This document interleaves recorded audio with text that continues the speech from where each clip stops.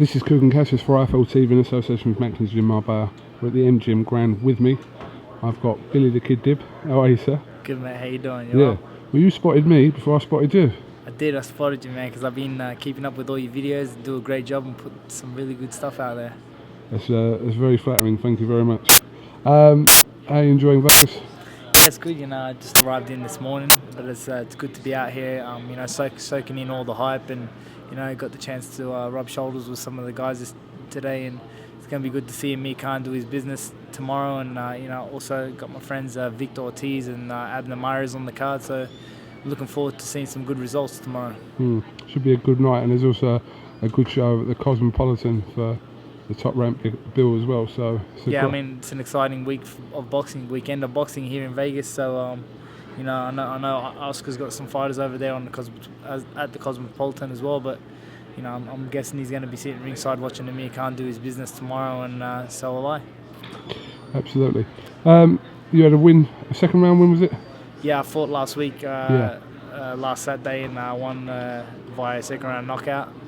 And it's basically one step moving forward in the career, and I was able to pick up the WBA, PABA title with that fight, and hopefully a couple of defenses, and I'll be up there and ready to fight for another world title.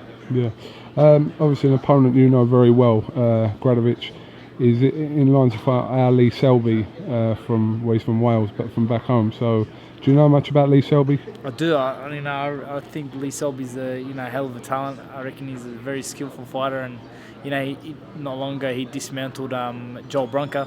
I always pick Lee Selby to do that. He's too much of a good mover, too much of a good boxer, and I really believe if he can somehow find a way to hold Gradovich off, because Gradovich has got that grinding style of just continually moving forward. But I think if Lee can give him angles and walk him onto shots, he might be able to stop him as well. So I really like Lee Selby's style. He reminds me so much of Prince Nassim, and the elusiveness and the punching from weird angles and things like that. It's really nice to watch. Funnily enough, speaking to Joel Bronca and Lee Selby before their fight, they both said that the fight against each other was a more difficult test than Gradovich itself.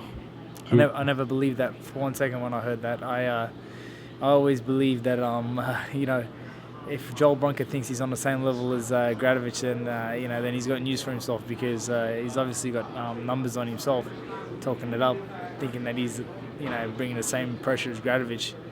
Well, he failed miserably then, because Gradovich is not the type of guy that fails when it comes to putting pressure. And I know for a fact, because I've been in there with Joel Bronca and I've been in there with Gradovich, and it's a whole different story. Yeah. Would you be in search of a third fight with Gradovich? Definitely. It's something that the first fight ended on a split decision. Obviously we all know what happened in the second fight, losing via, I think it was 10 rounds. My trainer jumped in and stopped the fight.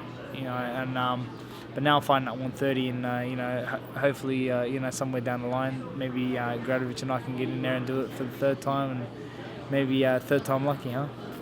You never know. You never know. Yeah, you never know.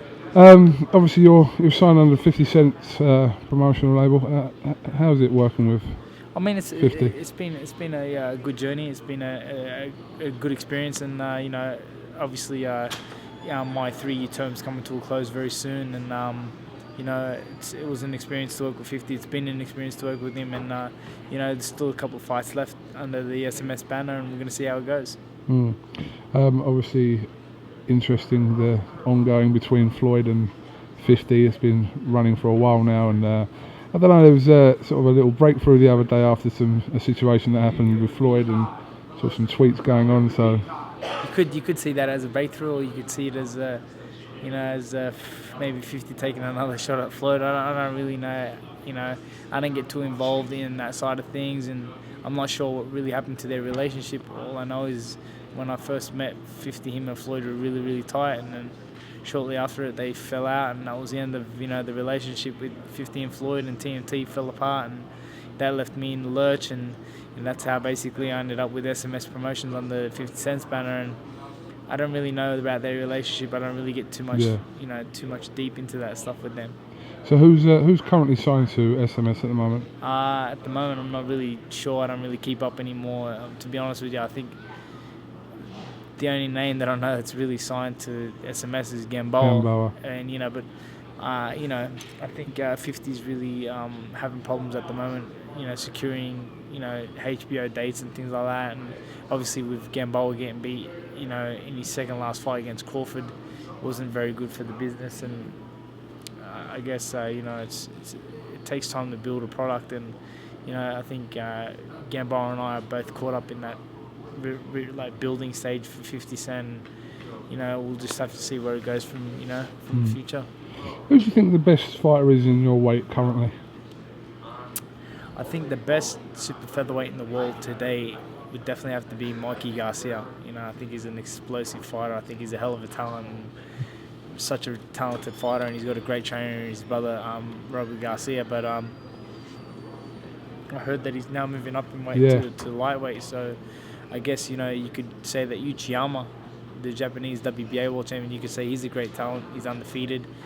He's another guy that's really, really dangerous. And then you got obviously Orlando Salido. You got Rhesus Barthélemy, and then you got another. I think his name is Takashi something from Japan as well. Is the WBC champion. I keep up with these guys and keep a look out and things like that, because these are guys that I could be possibly facing in the future. Is that your weight now? So yeah, definitely fighting at 130 at the moment. My dream is to basically try to win. Would you still make feather? If the money was right, yeah. But I mean, it's not worth going through what I've had to go through in the past to make featherweight. I think it sort of showed in the last performance at featherweight that I basically sapped the energy out of my body to make the weight. But it was an opportunity to fight for a world title, and I couldn't pass it up. But 130 is definitely the division for me right now. But what I'm hoping is if God wills, maybe win a world title at 130, and then make a couple of defenses, and then move up to 135 and try to capture a world title at 135. That'd be a really nice way to close out the career and go out on such a high. There's some massive fights at 135, isn't there? There is. I'd love to get involved in them as well. As the lower weights are now becoming like money divisions. So there's a lot of money in the lighter weights, and I'd love to be in the mix with them guys. What's the state of Australian boxing, do you think, at the moment? It's not bad, to be honest with you. We've got some talent out there, and there's been some real good shows out there, and obviously we've got Daniel Gill, we've got Anthony Mundine, we've got some up and comers, Paul Fleming, Lucas Brown. Yeah, Lucas Brown, the heavyweight. He's doing really well, and so there's a lot of upcoming talent. There's a lot of talent that's coming up in the state. On the scene in Australian boxing, and then you got your veterans, obviously, like the veterans of the sport, like Anthony Mundine and all that, who are still in their peak of their careers and still doing good things. Jared Fletcher also in there. Yeah, Jared Fletcher, but I think Daniel Gill sort of put a number on him not long ago. So I don't know where he stands now, but obviously it's still young in the sport, and you can rebuild from there. All right. Well, listen, Billy Dibb, thanks for talking to IFL TV. Good to get you on here, mate. Thanks for having me. I appreciate it. That's no problem. And what is your Twitter, Billy? My Twitter's @BillyDibb, and my Instagram is @BillyDibb as well. Are you a serial poster on both of those social? I'm not a serial poster at all. No. Not at all. Okay. All right. Listen. Thanks for a little bit of your time, and enjoy your weekend here. All right. Thanks a lot, guys. Thanks a lot, care. mate.